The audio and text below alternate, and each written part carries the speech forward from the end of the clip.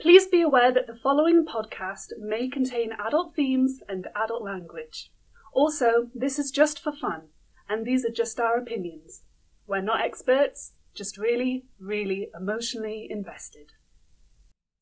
The following episode is also going to contain some fairly intense themes. We're going to touch briefly on things like potentially child abuse, rape, consent, dubcon, non-con. So if those are things that you're uncomfortable with, please feel free to skip this episode. Thanks.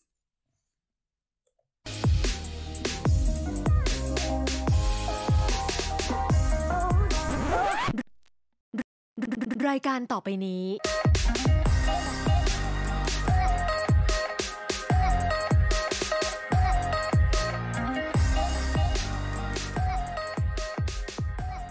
Welcome back to That's Such BL, the podcast that gives you your fix of Thai BL, with a scoop of Asian dramas, a dash of Western queer media, and a sprinkling of controversial opinions.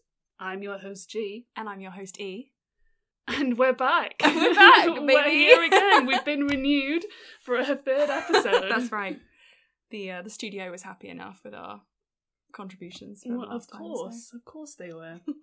Before we get into our hot topic, as people who have already listened to the episodes know, we have a bit of a setup where we like to do a hot topic, and then we will play a game, or maybe something a bit more light-hearted in the second half of the podcast. But before the hot topic, which Admin E will be running today. That's right.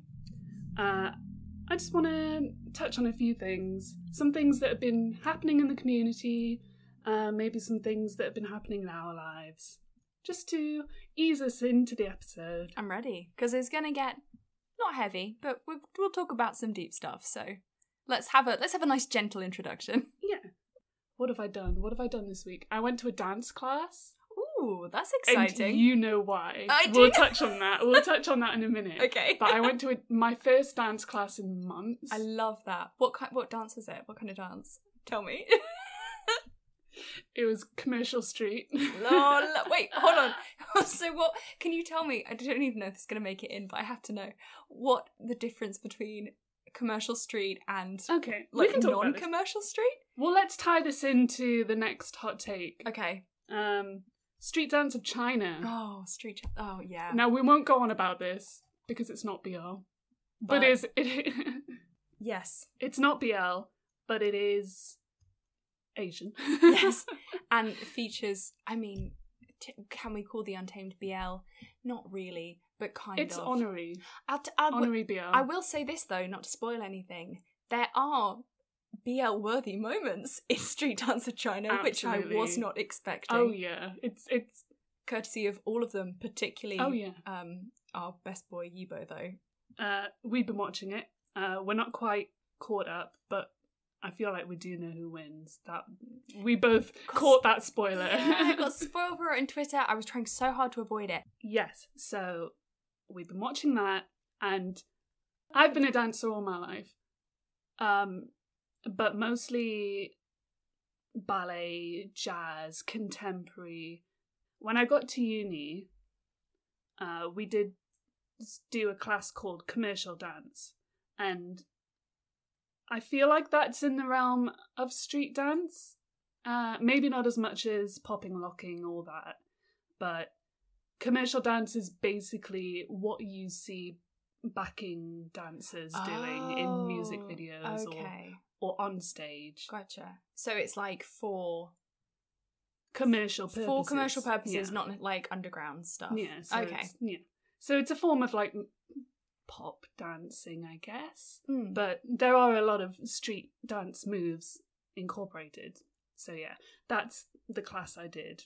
So that hot take is clearly hot.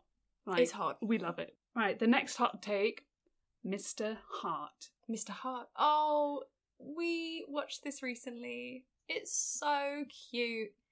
And do you want to hear, my favourite characters are the gangsters. I love...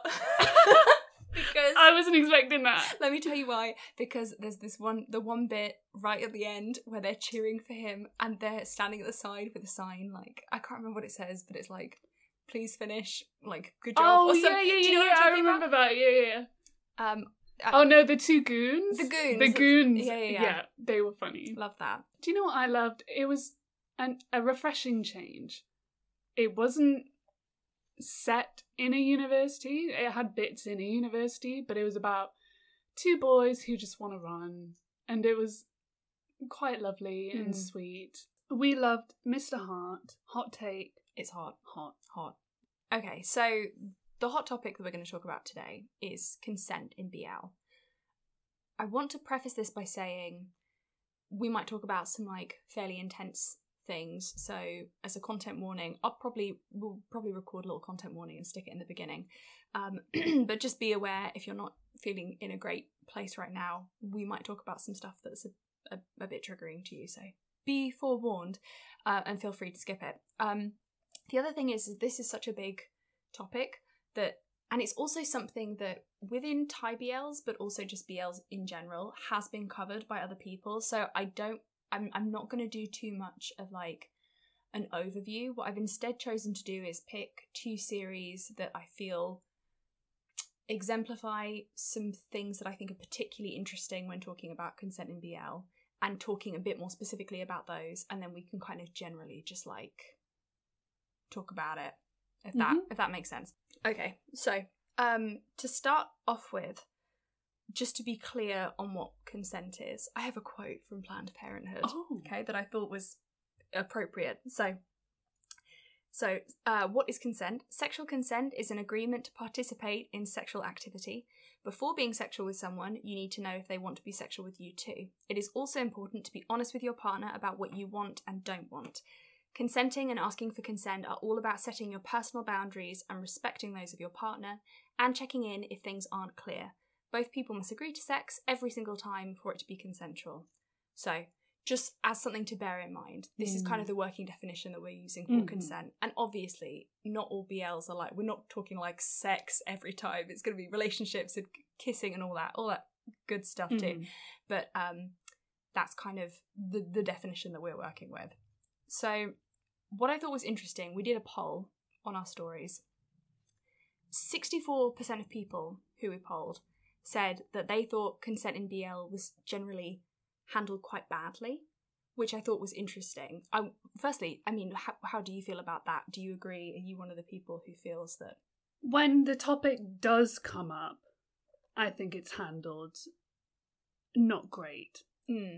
I would say there's only a couple of examples I can think of where they're handled badly. I think the other times it's a grey area, in my opinion. It's a grey area where it could have been handled better, but it wasn't necessarily bad. I have to agree. Yeah, I feel similarly to you. I think it's very easy, and understandably so, because it's quite an emotionally intense thing to talk about, for it to be a very like black and white, yes, no, this is good, this isn't good, or this is moral, this is immoral. And I think there is more to it than that, which hopefully we'll talk about a bit more. But generally I agree with you that it's not necessarily handled great. Historically, a lot of it, and obviously this is not the case now, and it is definitely not exclusively the case, but it's quite a significant portion of like early yaoi BL stuff was written for and by straight women. So there are like obviously plenty of contemporary examples that are different. Some good examples actually. So My Brother's Husband, which I think has, I don't know if you read that, I actually haven't read it, but I've heard good things about it. That has that's a manga, and it's had I think an anime and a live action adaptation. That's written about two real life gay men by a gay man. It's kind of autobiographical.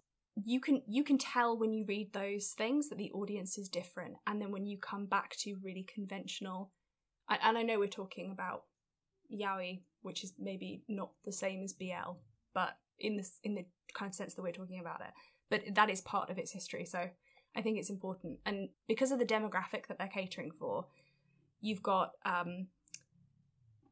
women who are writing something to be desirable for other straight women, which is generally going to be straight acting men. So instead of having kind of more rounded or realistic gay characters, you've got kind of these caricatures of very like handsome, straight acting, a very slim definition of like what might be attractive to straight women is. That's one facet, and this will all become relevant in a minute. So yeah, we've got straight women who are writing straight acting men for other straight women. That's part of where the difficulty comes in. The other thing to remember is that, at least in the beginning, there is some appeal for this genre in it being taboo. So fujoshi, which I think means like rotten girls, and there's obviously the implication in that this is something kind of that's, risque. So the appeal for some people is the illicitness of it. At least in the beginning, definitely not for everyone. This is where I think the intersection of these things, there's a problem that starts to arise with consent, because you've got straight acting characters who, for them to be attractive to the women they're meant to be written for, have to some degree act straight and maybe protest when this gayness comes into their life or becomes a part of it. But also there's the taboo or the kind of like the illicitness of being like, oh, I'm straight, I don't want this, but oh, you're so sexy, I can't resist you, like I'm only gay for you, sort of thing. And then when those two things come together, you're inevitably going to get scenes where people are like, no, but it actually means yes. Or no, and it doesn't mean yes, but it means I'm so sexually into this that I'm just going to let it happen, which is even worse, but it's really common. So, and I'm not saying that stuff is bad.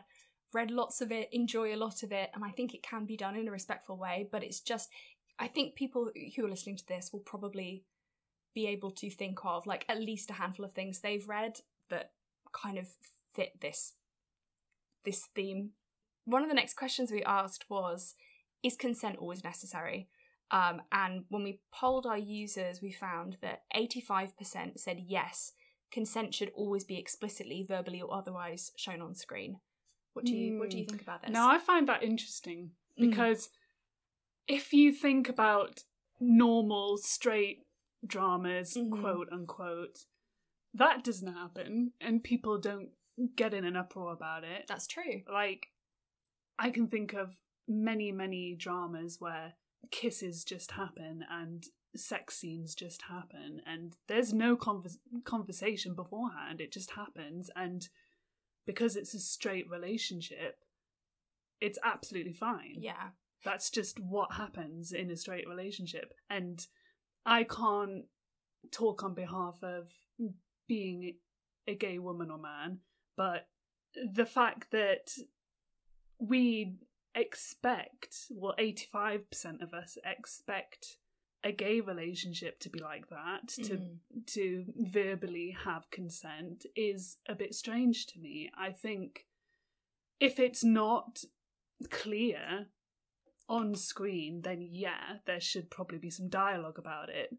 But if it is kind of clear to the run-up of it that they both want it, I don't think there needs to be like a whole, oh, do you consent to me coming on to you and kissing you and taking you to bed now? Right. Yes, I do consent. Yeah. Like, shake hands. That just sign a contract. It doesn't happen in real life, I feel like. Not in my experience. Yeah. And it doesn't happen in straight dramas. So I don't necessarily think it needs to happen in gay dramas. That is such a good point. And an incredible segue into the next thing I was going to say. Yeah. Go. So first thing to touch on, just quickly, is I totally agree with you. I really think, and this is a topic for whole nother hot topic, that I think generally we do hold LGBT media to a higher standard than we hold heteronormative or straight media, for sure. And we could be, in some things, definitely more relaxed about like quality. I mean, obviously it's good to kind of be like, you want to be morally rigorous, you want to have good stuff made and like good representation, and that's part of the issue as well. Like, you don't want bad representation when you've got so little of it already. But yeah, I think we could afford to be a bit more relaxed is maybe the wrong word, maybe gracious, lenient, yeah, and kind of look for the nuance a bit more. But also, I do think that there are ways in which we can show enthusiastic consent in a way that is not like that rigid. So a really good example of this, tell me if you disagree as we go along, because I've got like an episode by episode breakdown here. Okay. So Why Are You? Great show. Mm-hmm. We enjoy it. Mm-hmm. I think that Fighter Tutor, and I would be really interested, by the way, to hear from anyone who's listening to this. Tell me if you agree or disagree. I am very open to having my opinion changed or being offered other viewpoints about this, but this is just how I feel about it. I think that their relationship generally is a really good example of how you can handle consent in a relationship being given in ways that aren't like explicitly verbal and communicated really effectively, and combine that with having kind of like a gay panic straight character or straight acting character. So let me give you my episode breakdown. I'm ready. I'm trying not to make this too long. Okay, so episode 3 is, I think, where it obviously they've got some like stuff happening, but this is where it starts getting physical, as it usually does. Exactly. So there's the whole "you like boys" scene where they're outside and they're having, I think it's after, is it Hua's birthday party or something like that? Yeah. So the whole "you like boys" thing, there's a whole back and forth already where they're talking about boundaries and preferences, and it is not a good communication, so we're not going to base our relationship like our communication standards off this conversation whatsoever, but they are actually talking about it, and that kind of sets the context for the rest of the scene. So the reaction that Tutor has because he's kind of goading Fighter is interesting, because it's less that he obviously he's kissed and then he pushes him away. It's less that he doesn't like being kissed, and more that he's just really pissed on behalf of his friend who Fighter is meant to be dating. And the whole "you like boys" thing beforehand is all about like that doubt that he has too. So contextually, we've got a kiss that's unexpected, and it does have, I would say, dubious consent, but I'm not super uncomfortable with it because it makes sense, and it's also not about like the reason why it's not reciprocal is not because he's like not into it, or it's not a romantic thing. It's part of the story in a different way. And also Fighter doesn't push it. He pushes him away and he's like, okay, and that's it. And it's not a happy interaction, but it's definitely not like, it doesn't go too far. So a solid start. It's not perfect, but we'll give him that. Episode 5, that's the next time that they so I've written in caps here, and then later they talk about it.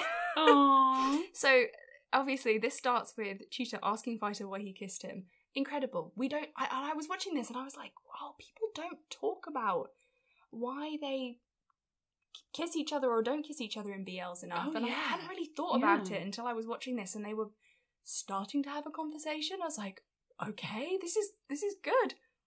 They have this interaction and Tutor is talking to Fighter about why he's done it.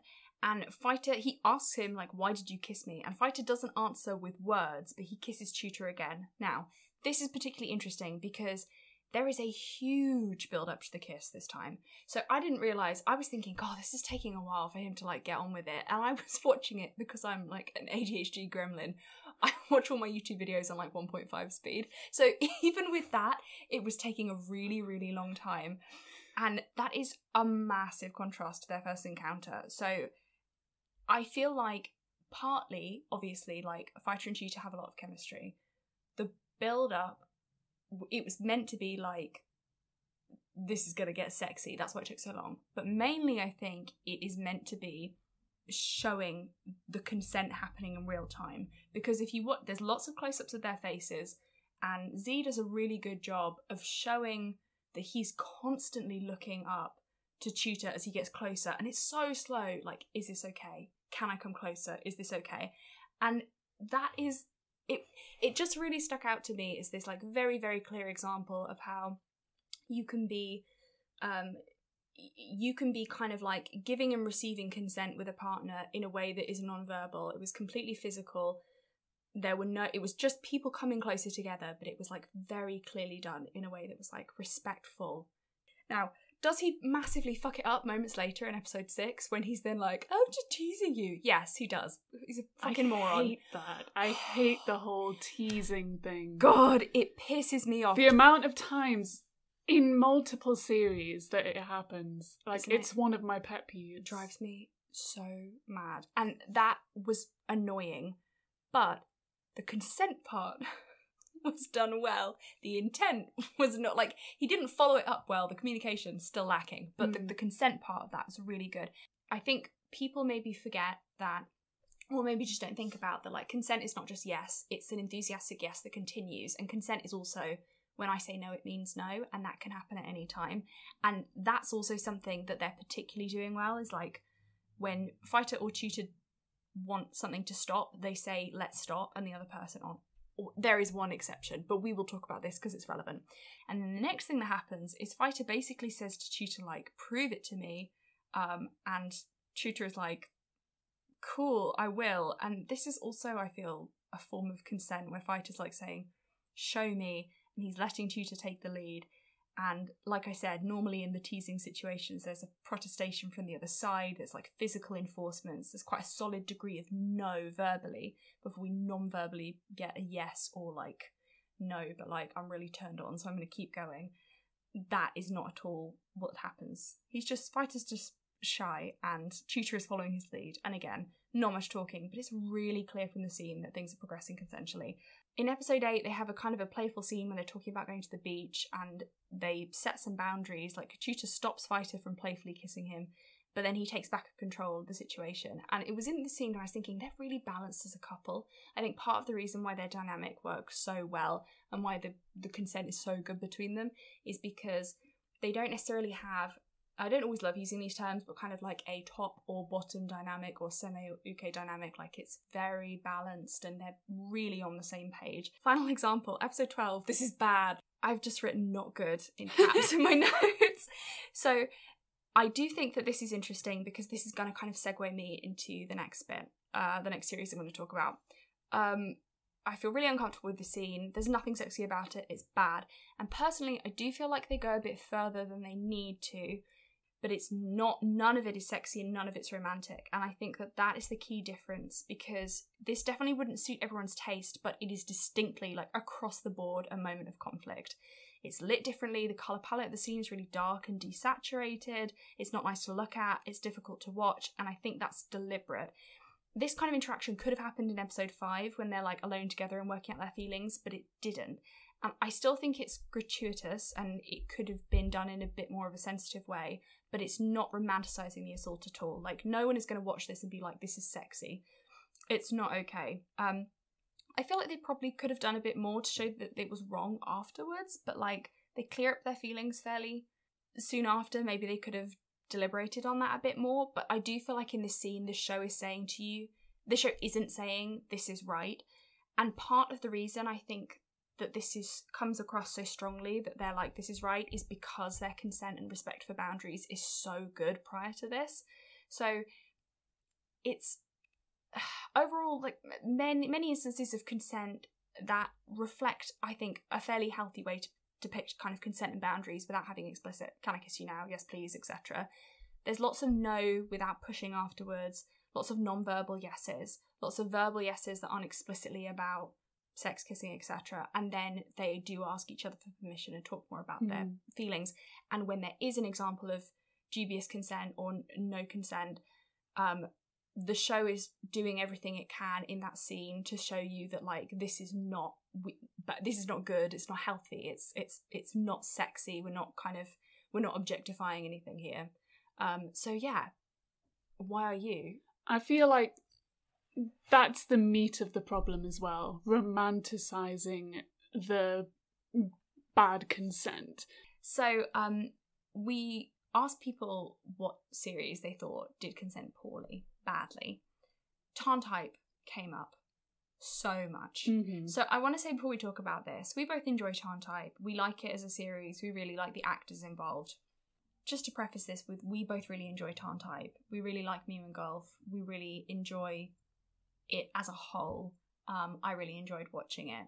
That being said, I think we both recognise that there are parts of it that, in the very least, could have been done better. When we asked people about this came up again and again and again as an example of consent done badly. So I agree, and it's super interesting to me, and I have some thoughts on it, and maybe want to bring a little bit of nuance into it. Tarn-type has the potential to be a really, really fascinating show because of the premise. The dynamic and the backstories of the two characters are just so juxtaposed.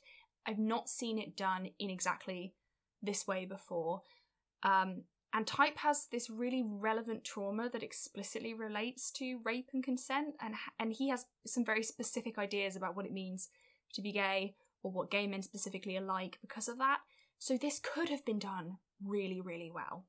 The thing is, I don't think that this storyline actually could have been done without some degree of that dubious consent crossing a boundary, because of the fact that Tarn and Type are both very into each other. Obviously, they both find each other very attractive, and they're both young, healthy men in their early 20s who happen to be roommates as well. happen to be roommates. Like, there's a kind of a clear amount of chemistry between them, but also Type's got that added barrier of his trauma, being that he's like very, he can't confront it. He has very understandably negative feelings and reactions to him being involved in anything gay whatsoever.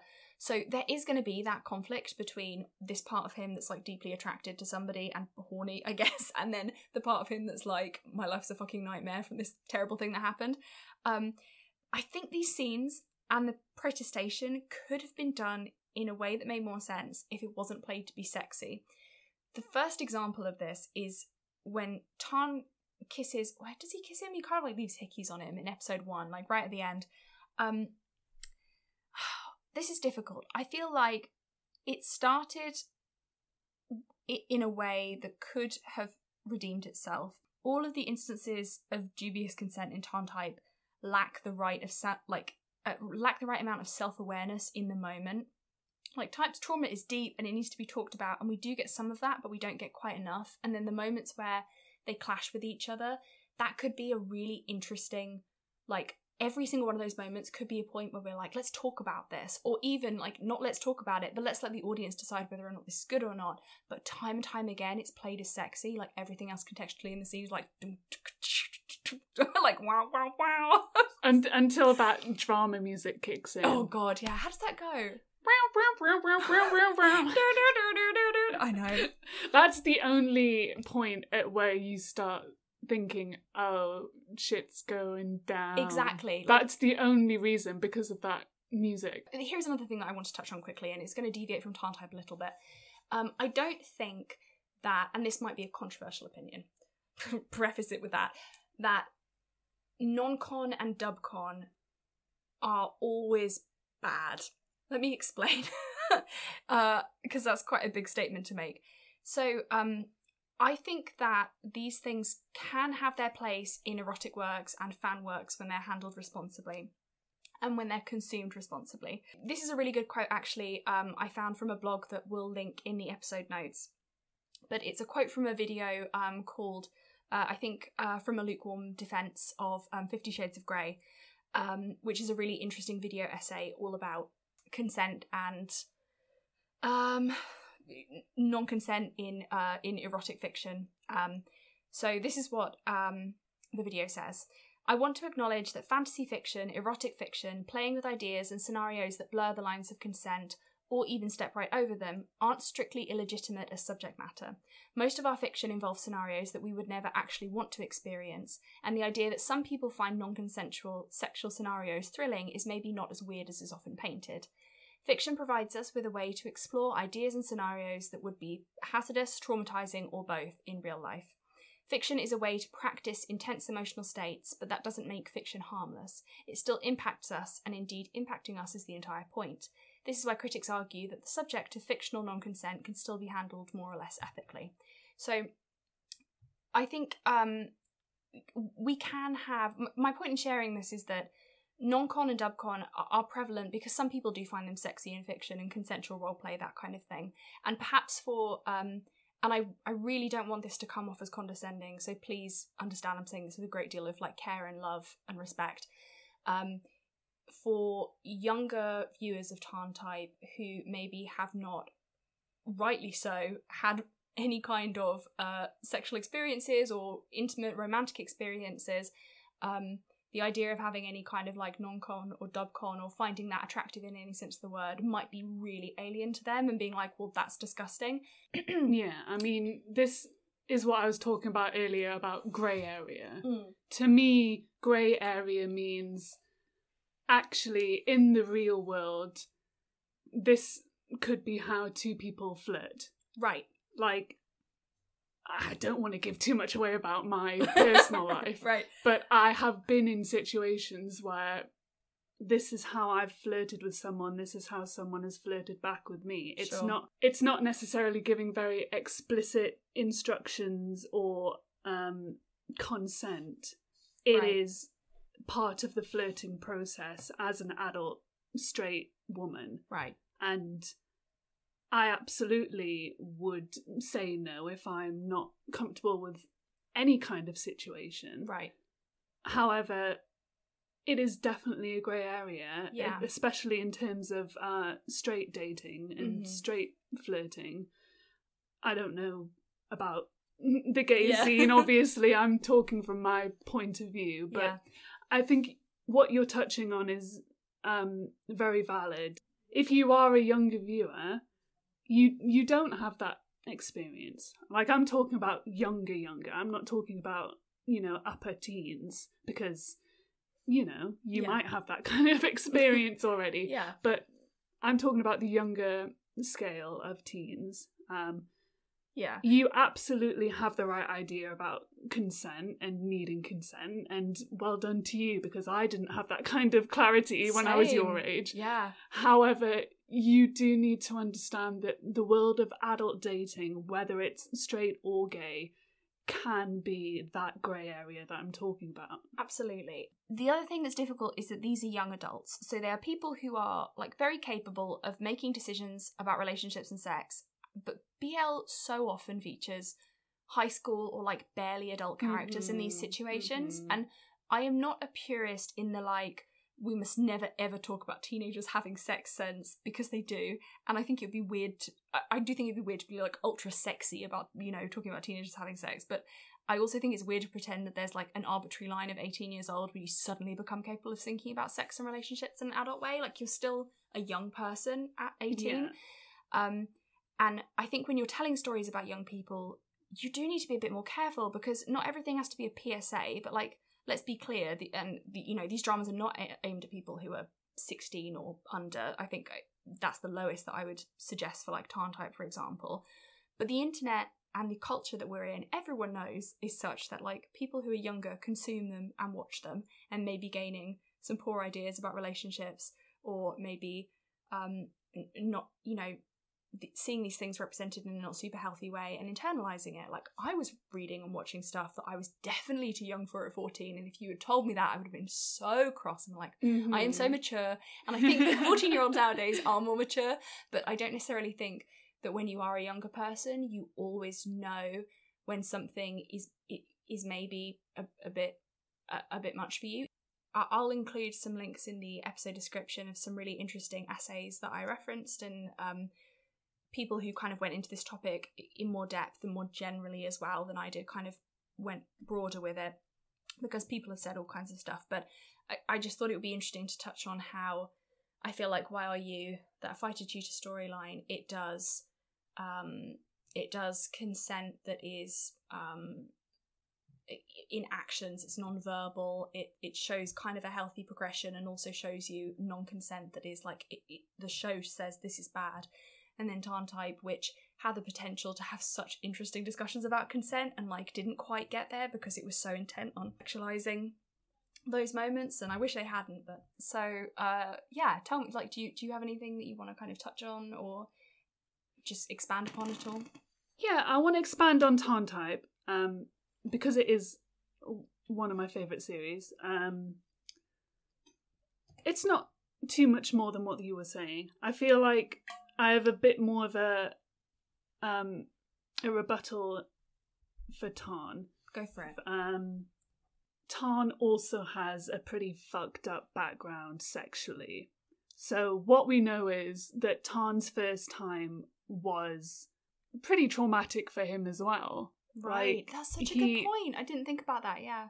Tarn has, maybe not on the same level, but he has a similarly pretty bad experience as basically a child. He was like, what, 14, he said? Yeah, something I think like it's that. young, yeah. And thinking about it psychologically, he is probably doing to type the only thing he kind of knows what to do, if you know what I mean. Like, the way he was approached right when he was only 14 is probably kind of the standard he is setting for approaching a new sexual partner. Right, if totally. you know what I mean. Yeah, and they really don't. I mean, we get that detail, like, I mean, it's just a detail, kind of a throwaway thing, and that would have made so much more sense with everything contextually if they could have had a really great discussion, like, here's what happened to me as a child. Well, guess what? Like, I may be a proud out gay man, but like, here's what happened to me, and that was also kind of fucked up, and it's influenced the way that we both unhealthily approach our intimate relationships with each other. Absolutely, yes. yeah. Why didn't we write it? I because know, it's consultants on season 2 that they've already filmed, so whatever. So to round off Tarn type, I've just put, at the end of the day, we're looking at two men who had messed up past sexual experiences and they're learning. And they're learning, yeah, absolutely. I think that's how you can round up Tarn type pretty much. Messed up sexual experiences and they're learning. I agree. So I just wanted to briefly touch on other series as well, because people mentioned them in our stories. Yeah, go for it. Love by Chance. Obviously, we all know the problem with that. So we bad. don't really need to talk about it. Yeah. Techno and Kenkler. There you go. No.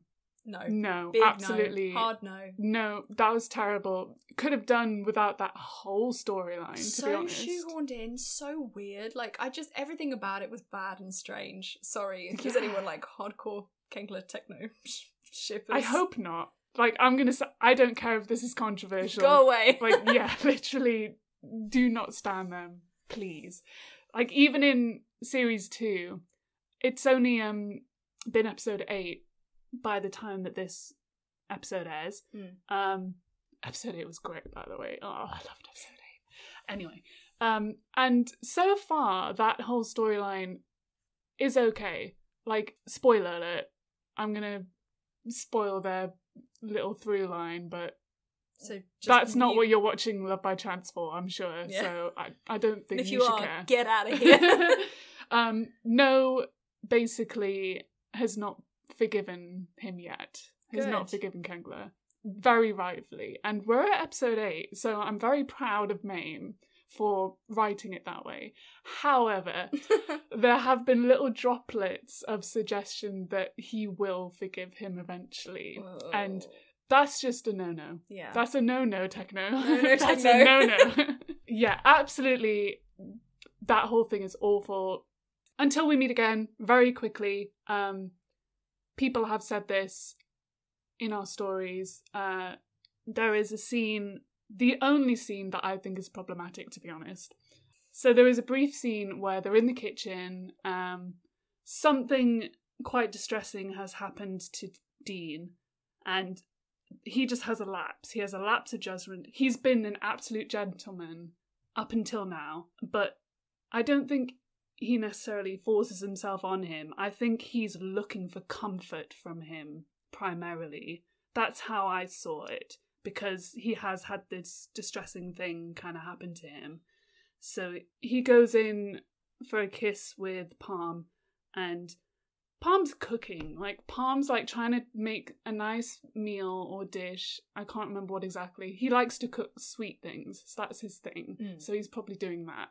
And he's just not in the mood. He's like, dude, I'm cooking, like, stop. And Dean continues to like try and kiss him and be intimate. And Palm very clearly pushes him away and says, "No, I don't like what you're doing. Stop it. I'll forgive you, but just don't do it again." Like, honestly, that is basically what he says. That is the conversation. And Dean immediately is like, "Oh, I'm so sorry. I don't know what came over me." And that's it. That's the whole bit. And I think that is handled amazingly. Consent is as much being able to say no confidently and have it be respected as it is being able to say, yes, I'm into this. That's the lesson, kids. It should be enough to say no. So it's that part of the podcast where we're going to play a little game. This is going to be a very brief one because we wanted this episode to mainly focus on the hot topic. So we're going to do a variation of the whisper game. So if you're not familiar, one of us will be listening to music and not be able to hear, while the other one whispers/mouths a phrase or a sentence, and the other person has to guess what they're saying. So very simple. Usually it would be a visual game for a game show or a TV show or something, but it can be done on a podcast. And to make it a bit harder, the person saying the prompt will not be able to use their hands, because obviously you won't be able to see our hands, so that's not going to be entertaining for you guys. So no gestures will be used. It is purely facial expression and reading lips. I am going to be so bad at this. I just want you to know. I'm going to be so bad at this. You don't know. I'm so bad. Anyway, let's dive straight on into it. We have our lovely guest back for this game. T, how are you doing? I'm good. I am your only guest, though. So far. So far. So far, yeah. Come on. High hopes. Come on. All right. So you are going to be providing us with the prompts. Yes. So let's just go straight into it. Okay, you ready? Can you hear me? I'm ready. Can you hear me? Okay. Okay. I'm going to say this clearly into the mic first. I bet you Type has learned the WAP dance. Yep. Okay. I bet you Type has learned the WAP dance. I bet you Type. I bet you Cry has learned the WAP dance. has learned a preference. Right, let's try that again. I bet you Type has learned the WAP dance. I bet you're trying to be a tyrant. I bet you. I bet you. I bet you. I bet you. I bet you. Type. Yes. I bet you Type. Has learned. Has. Learned. Has learned. Yes. The WAP dance. The WAP dance? Yes! Oh, is that really what it is? I bet you Type has learned the WAP dance. Oh! He would, though. Oh, is it WAP or WAP? I guess you can see either. Okay, are you ready? I'm ready. Okay, you ready? Let's go. Alright. Okay, I'm going to say it to the audience. Okay. P fighter in the streets, P bottom in the sheets. This is just typical you. Alright, you're going to need to hold it up because I have a terrible memory. Okay. Okay. E. Yes. P fighter in the streets, P bottom in the sheets. What? Say it again. P fighter in the streets, P bottom in the sheets. Performance. Is that all you got? Performance. So everyone say. Yeah, I remember it, it's fine. P fighter in the streets, P bottom in the sheets. Performance in the street. What's the next bit? Is this a street dance China thing? No? P bottom in the sheets. I'm rotten. Wait, hold on. My music I'm stopped. rotten. Oh god, it started again. Okay. I'm rotten. I wish you could see his face right now. P bottom in the sheets. Wait, I can't say that.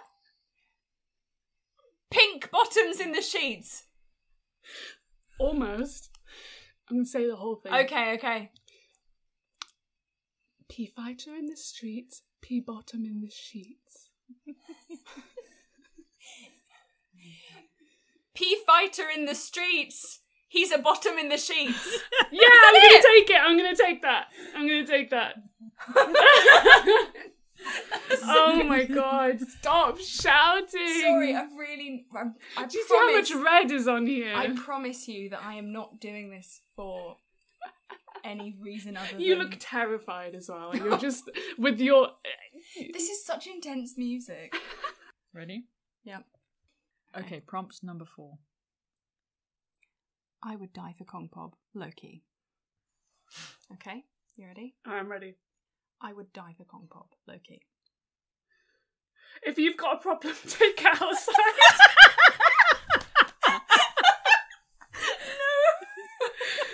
No. I would die. I'm trying. I would die. I'm so psyched. I would die. I'm sorry. I'm sorry. I'm sorry. I would die for Kong Pop. You look horrified. I would die. Would die. I really don't know what you're saying. I would die. I was tired. No, I would die. I was die. Dying. Close enough. For Kong Pop. Kong Pop? Kong Pop? Kong Pop. Yes. Kong Pop. I would die for Kong Pop. You were something for Kong Pop. Yes, I would die. Die. Dying. Yeah, I would die for Kong Pop. You were dying for Kong Pop. Close enough. Loki. Loki. Loki. Yes. Yeah, good enough. I would die for Kong Pop. You were Loki. dying for Kong Pop Loki. Close enough, yeah. yeah. Oh my god. I was saying dying. Yeah, no, I would die for... You were like, no. I was like, It was dying? I would die for Kong Pog. Oh. You go... You've got a problem, take it out. If you've got a problem, take it outside. Okay. Next prompt. Let's go. You ready? Okay. Alright. So, this is GMM TV needs me on the payroll. Okay. Say here it we all go. the way through. Yep. Is my volume alright? Yes. Good. GMM TV needs me on the payroll. Shit hits the fan in the bedroom. Is that what you... Where did that come from? Okay. GMM TV needs me on the payroll. Right, you need to at least get this first one, right? GMM. Shit happens. G. She. G. She. G. G. MM. Helps me. MM. This is gonna suck. No, we can do it, we can do it. MM. G helps E. G helps me. G helps out. No! Wait. It's paused. Come back. MM. Helps me. Helps M. GMM. G and M. GMM TV. Thank you. I've forgotten the rest of the prompt now.